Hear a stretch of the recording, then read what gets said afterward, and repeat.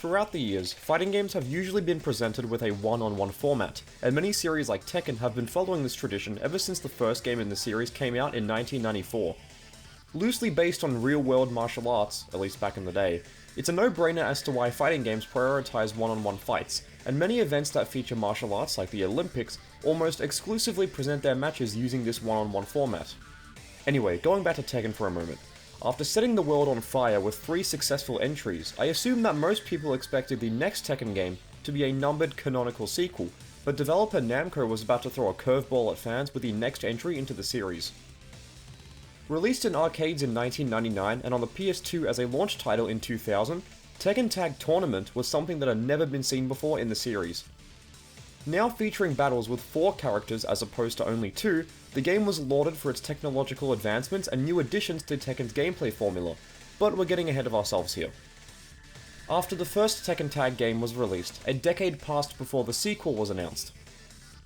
Released in 2012 for the PS3, Xbox 360, and the Wii U of all systems, Tekken Tag Tournament 2 kept the basics from the first game intact, but it also introduced mechanics from 2007's Tekken 6 to create a highly complex and enthralling fighting game. This video is meant to cover both Tekken Tag games in detail, to figure out how they were made, how they played, and how they were received by Tekken fans and professional review outlets.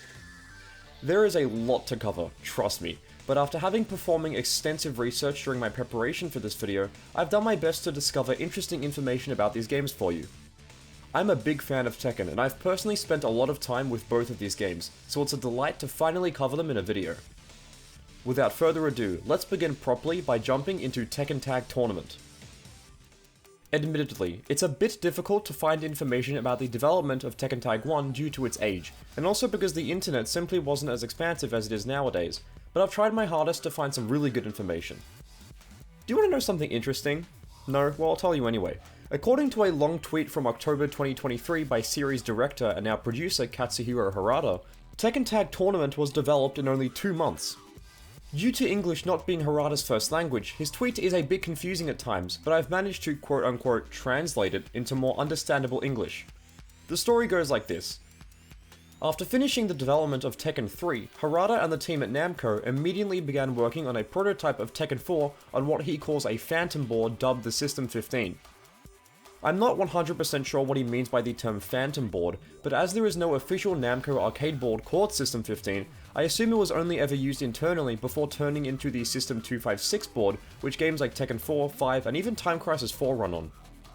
During the development of the Tekken 4 prototype, the higher-ups at Namco requested that Harada and his team release an updated version of Tekken 3, one which he calls Tekken 3.5. As a joke, he suggested that they make a tag team version of Tekken 3, but after people internally at Namco genuinely liked this idea, Namco decided to make it a reality. Harada then stated that the game took 5 months to plan and only 2 months to develop. I thought Capcom making the second Darkstalkers game in only 8 months was fast, but this takes the cake. Due to having 4 characters in a fight with real-time NPCs and effects being rendered, the PS1 simply couldn't handle the game, so development for the home console port was focused on the PS2. The PS2 specs were much greater than that of the PS1's, so the game developers were able to improve the home version's graphics significantly from the arcade version, which ran on the same board as Tekken 3. Harada also stated that the sales manager at Namco at the time said to him that Tekken Tag Tournament would not sell well, but after the game was released to great success, this guy was almost immediately proven wrong. It must be said, however, that the arcade and PS2 versions of Tekken Tag 1 look completely different. Tekken Tag's arcade board was comparable to the PS1 in terms of specs, and it looks like Tekken 3, but the PS2 version has vastly improved graphics. Character models have a lot more polygons, and the stages themselves have a greater amount of detail, especially with VFX like smoke and fire. I'm using footage from YouTube user VC Decide, and if you want to see more home console to arcade comparisons, check their channel out. It's immediately obvious to me, and I assume you as well, that the graphics and overall visual fidelity of the PS2 version simply destroys the arcade version. They almost look like 2 completely different games. Like the other games in the series, Tekken Tag Tournament features 4 attack buttons. You have 2 punch buttons and 2 kick buttons, but there is also a button you press to tag in and out. You can tag your partner in when standing or grounded, but you can't tag when you're being attacked.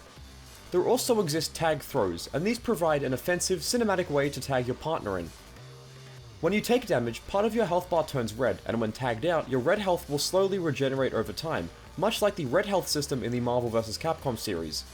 Speaking of which, there is one major difference between Tekken Tag and Marvel vs. Capcom, and it's how games and rounds work. In Marvel, you win by taking out all your opponent's characters in a single game format, but in Tekken Tag, you win a round by taking out only one of your opponent's characters. This system gives the game some of a strategy, as you can't freely tag whenever you want, at least if you don't want to get heavily punished. You can either play defensively and try to conserve as much red health as possible, or you can play offensively and try to win with one character, tagging only when you absolutely need to. There is also another major system in the game, albeit one that is much less obvious. See how the life bar is flashing red? In Tekken 6 onwards, that would indicate that your character has entered Rage, a mode which increases their damage output.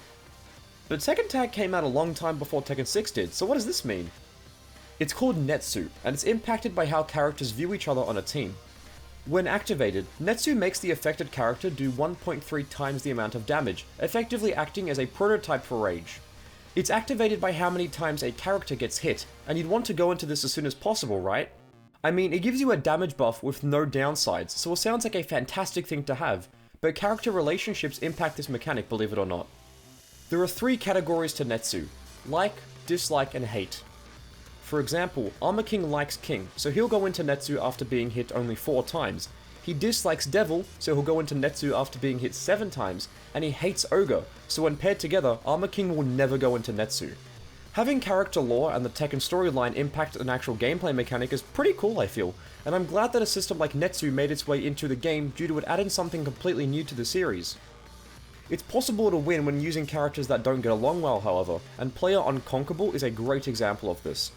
He came second at EVO 2004 and won many other events using a team of Armor King and Devil, even though these two dislike each other. Other friends in the Tekken canon like Paul and Law, Panda and Xiaoyu, Michelle and Julia, etc. all get along very well, so they can make excellent use of the Netsu system. Combos are another big part of the game, and while they can do some truly great damage, they don't go on for too long, which is good. Overall, Tekken Tag 1 has a pretty quick and snappy pace, so you're never going to be waiting through an unskippable cinematic during a match. The fighting in Tekken Tag is excellent as always, but what modes are there in the game?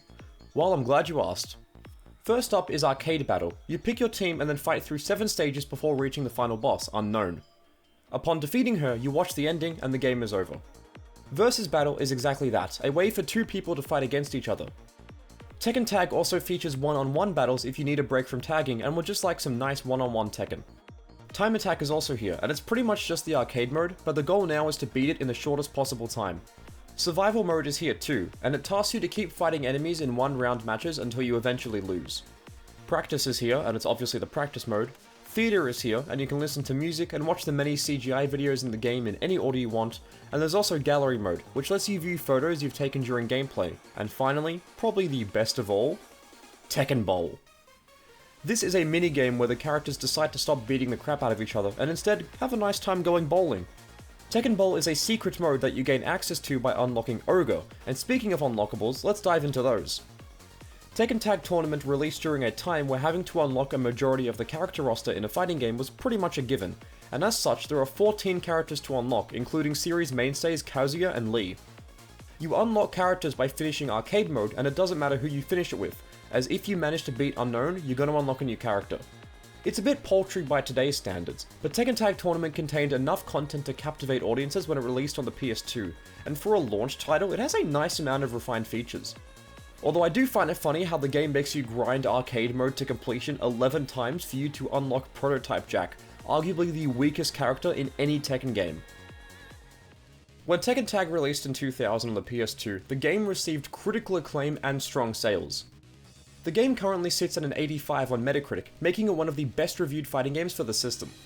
Critics agreed the game's graphics and presentation were fantastic, and that the game felt truly next-gen when compared to Tekken 3 on the PS1. Another shared sentiment between reviewers is that Tekken Tag was arguably the best game out of the PS2's launch lineup, and it reviewed a lot better than its cousin Street Fighter EX3. The major gripe that reviewers had with the game was, and I'll let a quote from Next Gen magazine explain, "The only thing preventing Tekken Tag from receiving a perfect score is its lack of innovation. It's basically a prettier Tekken 3. According to issue 94 of Edge magazine in a piece titled Game Over, Tekken Tag on PS2 sold over 400,000 copies within its first week of release, and it ended up under the greatest hits category of PS2 games, a special title given to games that sell at least 400,000 copies within a year of release. I could go on and on and on about how well the game did, but you get the picture. Releasing Tekken Tag was a bit of a risk, as adding 2 more characters to Tekken's already fast-paced battles and complicated gameplay could possibly have been a bit too overwhelming for some fans, but thankfully, the game's success generated large amounts of profit for Namco and guaranteed that the series would continue on the PS2 and hell, even beyond. For the longest time, Tekken Tag 1 was only on the PS2, but in 2011, a HD remaster came bundled with Tekken Hybrid, a combo disc that included the Tekken Blood Vengeance film and a special demo of Tekken Tag Tournament 2. This version is the best way to play the game in my opinion. It runs at a solid 1080p resolution at 60 frames a second, it has a full list of trophies including a Platinum trophy if you're a trophy hunter like me, and it also has online play. Tekken Hybrid can be hard to come across nowadays, but if you have a modded system, also like me, you can download that bad boy and fire it up whenever you want. At the end of the day, Tekken Tag Tournament 1 was a smash hit, but unfortunately, the same can't be said for its sequel.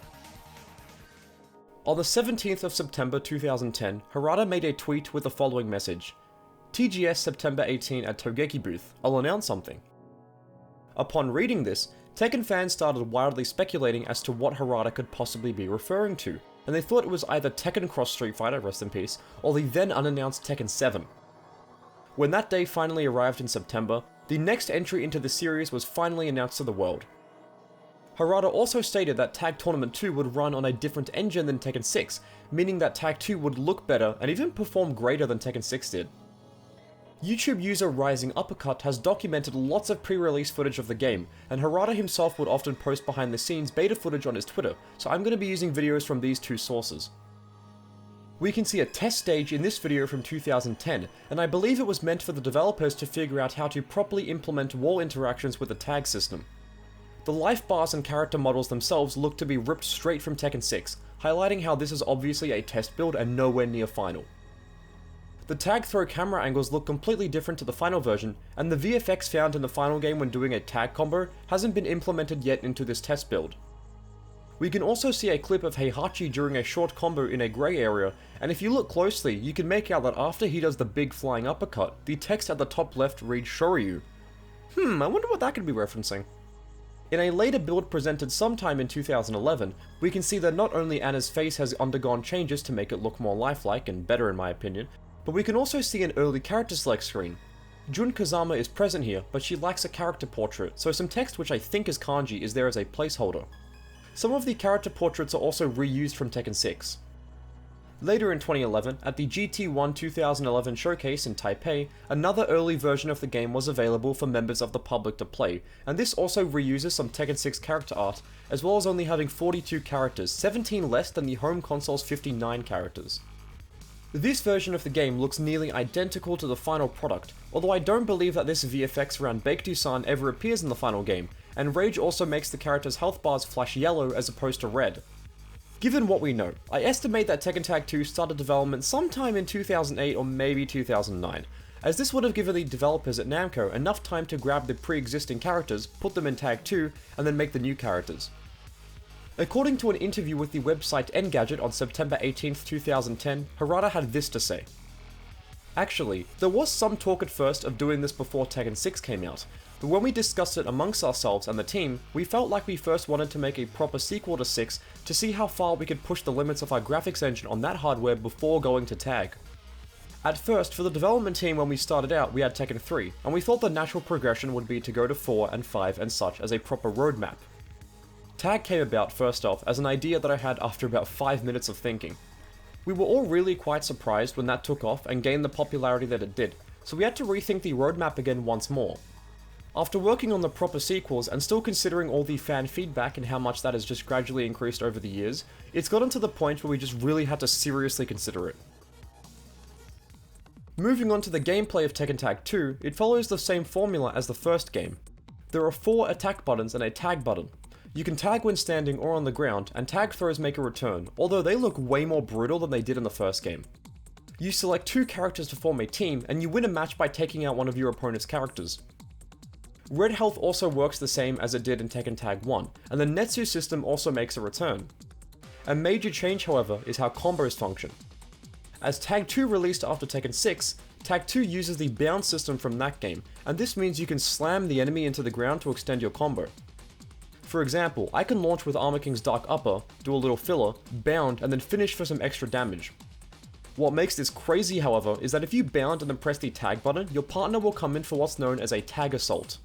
If you hold the button down, your partner will perform a little auto combo before giving you control again to properly finish the combo, but if you don't hold the button, you can freely control your partner character for a short amount of time. Combine this with the absurd amount of damage Rage does in this game, and you can perform some genuinely shocking amount of damage with or without using a tag. Get the running slide. Punish? Oh man, it could have been a lot worse. Flamingo! Oh man! Denzel! Man, did you see all that yellow bar there? It is like the highest damage thing he could do. Doing a tag assault gives your opponent's partner character Rage, so you have to use these wisely. If you perform a tag combo that isn't a tag assault, say by tagging in your partner after a big launcher, the combo you perform will take away most of their red health, and this can easily give you a major advantage. Some new additions to the Tekken Tag series in this game are the inclusion of walls, wall breaks, floor breaks, and balcony breaks. As Tekken 4 was the first game in the series to feature walls, they weren't in the first Tekken Tag, so Tag 2's use of the environment can make for some very oppressive situations. With all the characters and possible team combinations in Tekken Tag 2, the game demands that you learn its matchups to properly defend against the seemingly infinite number of attack strings the game will throw at you, and most people didn't like this, which we'll get into later. Before I forget, another thing that made the game really hard was throw breaking. Tekken Tag Tournament 2 gives you 14 frames to break a throw as opposed to the 20 frames that Tekken 7 provides, and I got curious, so I decided to do some math. Using a frames to millisecond calculator, if we punch in the numbers, we end up with a result of this. There are different sources out there that list different figures regarding human reaction time to a visual stimulus, but let's use Infall's Killer Instinct guide as an example. The average human reaction time, if asked to simply press a button on reaction to exactly one easily identifiable stimulus, is around 265 milliseconds. Feel free to try it for yourself. Killer Instinct runs at 60 frames a second, and so does Tag 2, so 265 milliseconds converts to roughly 16 frames. As mentioned before, Tag 2 gives you 14 frames to break throws, so in theory, you'd have to have above average reaction speeds to consistently break throws. In addition to having a lot of mechanics, Tag 2 also has a lot of modes. There are the usual suspects like arcade mode, training mode, ghost battle, survival, time trial, team battle, and even some Mario themed modes and Tekken Ball exclusive to the Wii U version, but this game is the first Tekken to have a proper tutorial mode, as well as the first Tekken Tag game to have online play. In my experience with Tag 2 online, the netcode wasn't great. I mean, it was still playable, but there was lots of lag, and it made performing tag combos harder than they should have been. Tag 2 introduced something called the World Tekken Federation, or WTF for short, bit of an unfortunate name. But due to WTF shutting down in 2013, I personally never got to experience it, but this quote put out by Namco does a good job of describing what it was meant to be. The World Tekken Federation service will provide Tekken players with a social community platform to track personal statistics around the world, create and manage team with friends, compete in online events, and discuss intricate strategies with a level of unparalleled detail in the fighting game genre. I'm pretty sure it was meant to be the Tekken version of something like Call of Duty Elite, and if players were into statistics and analysing their performance online, then yeah, this service seemed to be quite useful for them. I've heard the opinion that the mediocre netcode combined with the overall stressful nature of the game made playing online a very anger-inducing affair, and this classic clip from Avoiding the Puddle sums it up perfectly. Yes, composure. Ah! And then he's weak in the leg, and now he's ducking. Look at that, it's so easy! Don't ever do that, you dumb motherfucker! Don't do that! That's a big fucking mistake, player! Oh, you don't like that shit. Don't even do that! That's a big mistake! I'm taking a cigarette break. I hate this game online. Playing this game online is so bad for your health. I can feel it in my neck. I can feel it in my neck. Oh my god. Right in my neck, where the clavicle connects to the duodenum. Oh my god, that's where the pain is. Oh, I'm taking a cigarette break. Anyway, going back to that tutorial I was talking about earlier. It's called Fight Lab, and it's essentially the single-player story mode of the game. Violet, with all the money in the world, creates a new version of Combat from Tekken 4, but before this new Combat can become extremely strong, he has to teach it the basics. It starts off teaching you how to play general Tekken, with information on basic offense, defense, sidestepping, etc., but then you learn all the tag systems. Every level ends with a boss fight, and these are usually pretty wacky, although they do require you to use the knowledge you've gained from the levels that came before it. When it was released on home consoles in late 2012, Tekken Tag Tournament 2 received a universally positive response from critics, and it sits at an 83 on Metacritic, just 2 points lower than its predecessor. Critics applauded the game for its deep gameplay, large character roster, stunning graphics and animation, and for keeping the goofy sense of humor the series is known for. Fans, however? Yeah, it was a different story. Apart from Gon, every character present in a previous Tekken game pretty much returned for Tag 2, even the weirdo ones like Tiger and Dr. Boskonovich. The hardcore Tekken crowd appreciated all the loving fan service that Bandai Namco put into Tag 2, but this was also a double-edged sword. As I mentioned before, this game has nearly 60 characters, and in a game as complex as Tekken, it meant that learning the ins and outs of every character was a nightmare. Many people also disliked the game's ridiculous damage output, and also for how volatile it was. If you got poked 2, maybe 3 times in neutral, you could guarantee that the next combo was going to kill you no matter what. Conectó en counter y esto es match round a favor de Abel y está presionando nuevamente. Ah, bien, ¡au! ¿Qué? Oh. Relax. Hey, slow down now, Charlie. Slow down. 4-12. Against the wall. Slow down, you're moving too fast. Yo, You're moving too universal fast. bound. I also have flex combos. What? The prevalence of what people call clone characters also pissed off some, as there are 3 Capos, 2 Lilies, 2 Bobs, 2 Xiaoyus, etc. Although it must be said that these characters have some different moves, properties, and frame data when compared to the characters they're based on, so they're not the exact same characters but with different models. The general consensus is that if you play the game casually, Tag 2 is simply brilliant.